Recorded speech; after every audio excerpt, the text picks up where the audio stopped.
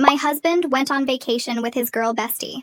So my fiancé Julian just texted me asking if we can meet for dinner tonight because he needs to discuss wedding expectations, and it's important. The same Julian who spent the last 6 weeks planning a month-long trip to Thailand with his female best friend Sienna, framing our upcoming marriage as him losing his freedom and needing one last adventure before settling down. Yeah, that Julian. I'm sitting here staring at my engagement ring, wondering what fresh nightmare he's about to drop on me tonight. Because if the last 6 weeks have taught me anything, it's that every conversation with him lately ends with me questioning my sanity. Because honestly, after listening to him quote Sienna's relationship wisdom like she's some kind of guru, after finding their secret text threads calling me jealous and controlling, after watching him book this entire escape with another woman 2 months before our wedding, I'm starting to think this dinner is going to be the breaking point. Let me explain how we got here because I need to process this before I walk into whatever he has planned for tonight. 6 weeks ago, Julian came home from Sunday brunch with Sienna and announced they'd been having a really important conversation about our future. His energy was weird, nervous but excited, like someone about to pitch an idea they know is controversial. I was folding wedding RSVPs at the dining table, checking off names of people who'd be watching us get married in just 2 months, when he sat down across from me with this serious expression. He said Sienna had opened his eyes to something he'd been feeling but couldn't articulate. That marriage is forever, and forever is a really long time. And before he committed to forever, he needed to make sure he knew who he was as an individual. Because once we got married, he'd be locked into family obligations and responsibilities and routines, and he'd never have another chance to just be spontaneous and free and himself. He needed one last trip before the wedding. 1 month in Thailand with Sienna, to find himself before he lost himself in marriage. I sat there with a stack of RSVPs in my hand, cards from people who'd already bought plane tickets and booked hotels to watch us promise forever to each other, and stared at him. I asked if this was a joke. He said no, he was completely serious. Sienna takes these freedom trips with all her friends before they get married, and she'd been explaining to him how crucial it is for his mental health and our future relationship. That the strongest marriages are between 2 people who know themselves as individuals first.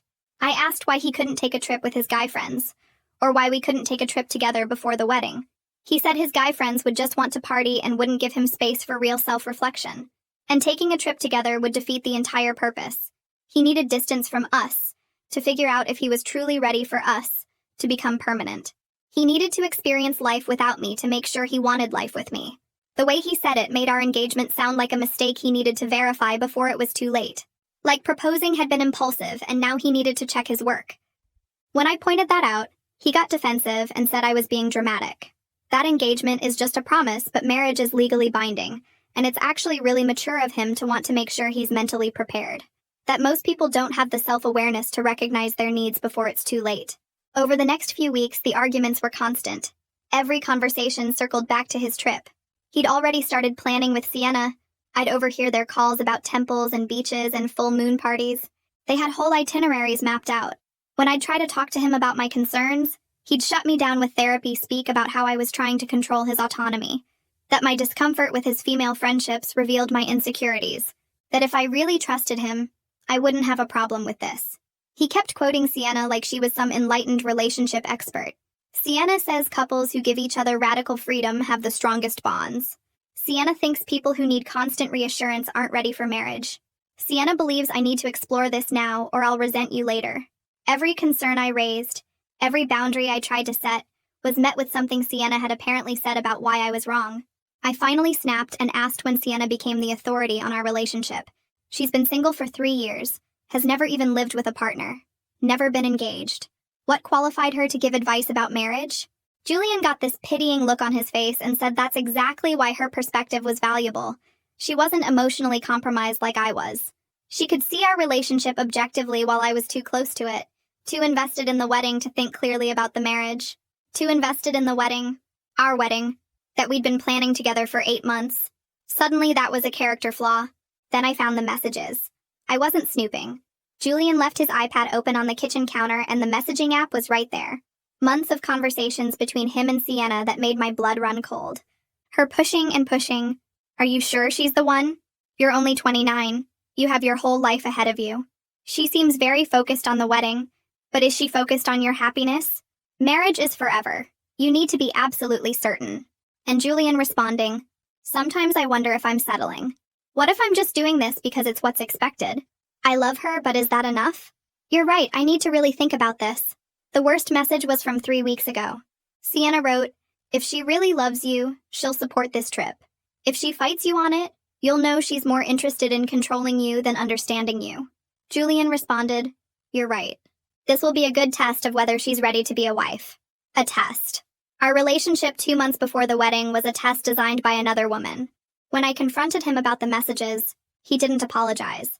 He said I'd invaded his privacy and that me snooping proved Sienna's point about my trust issues. I told him I didn't have trust issues. I had a fiancé planning to leave me for a month with another woman issues. He said I was being dramatic and manipulative, twisting things to make him the villain when he was just trying to be honest about his needs. Every feeling I expressed got reframed as a personality defect. I was controlling, insecure, not ready for marriage, too focused on the wedding, too emotional, too reactive. According to Julian, I was basically a walking collection of red flags that he was generously trying to work through because he loved me despite my flaws. Last week, he officially announced he was going through with it. He'd bought plane tickets, booked accommodations, planned the whole thing with Sienna. 5 weeks in Thailand and Bali. It had grown from 4 weeks without him even telling me. Leaving in 2 weeks, getting back 1 week before the wedding. When I asked how he could make such a massive decision without my input, he said he had considered my input, but ultimately his mental health had to come first. That he couldn't start our marriage already feeling resentful about missing this opportunity. I asked if he understood how insulting it was that marrying me required a month-long escape first. He said I was twisting his words again. This wasn't about escaping me. It was about finding himself. And the fact that I couldn't see the difference proved exactly why he needed the space. Every conversation ended the same way, with me somehow being the problem. My concerns were invalid. My feelings were irrational. My boundaries were controlling. And through it all, Sienna's voice in his ear, telling him he was right and I was wrong, that he deserved this, and I was being selfish. So here we are. 6 weeks of fighting, 6 weeks of being gaslit, 6 weeks of watching my fiancé plan an escape from our marriage before it even starts. And now he wants dinner to discuss wedding expectations. Part of me stupidly hopes maybe he's finally coming to his senses. That maybe the man I fell in love with will show up tonight and we can salvage this. But a much bigger part of me knows exactly what this is. He's going to announce he's going regardless of how I feel, probably with a whole speech prepared about what I need to work on while he's gone. Well, I'm done being the accommodating fiancé. Time to hear what he has to say. Update coming after dinner. First update. I'm sitting in my car in the parking lot of the restaurant right now, and I honestly can't decide if I want to laugh or scream. So remember how Julian wanted to meet for dinner to discuss wedding expectations? Well, buckle up because this man just revealed exactly how little he thinks of me, our relationship, and apparently women in general. And I'm genuinely questioning every decision I've made in the last 2 years. I got to the restaurant early and spent 15 minutes giving myself a pep talk.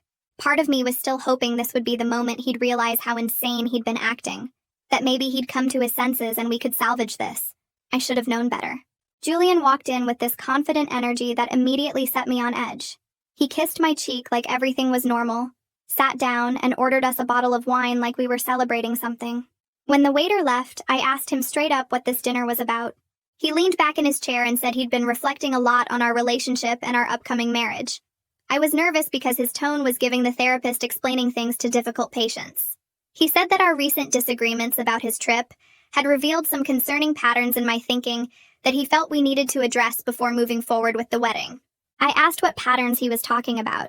He actually had the audacity to pull out his phone and show me notes, like he'd written down a list of my character flaws. He started with how I'd reacted emotionally instead of rationally to his trip announcement, how I'd made his needs about my insecurities instead of supporting his personal growth, how I seemed more focused on the wedding than the marriage, which worried him about my priorities. Every point felt like a punch to the gut, but I stayed quiet and let him talk because I needed to hear exactly how deep this went. Then he got to the real point of the dinner. He said he'd decided, not discussed, not asked, that he's going on the trip regardless of my feelings about it, that he can't let my discomfort dictate his choices, or he'll end up resenting me for the rest of our marriage. He said this like he was being noble, like he was doing us both a favor by establishing boundaries before we said our vows. I asked if he understood that most people would consider planning a month-long vacation with another woman 2 months before their wedding to be a massive red flag, not a boundary. He said that's exactly the kind of conventional thinking that stifles relationships.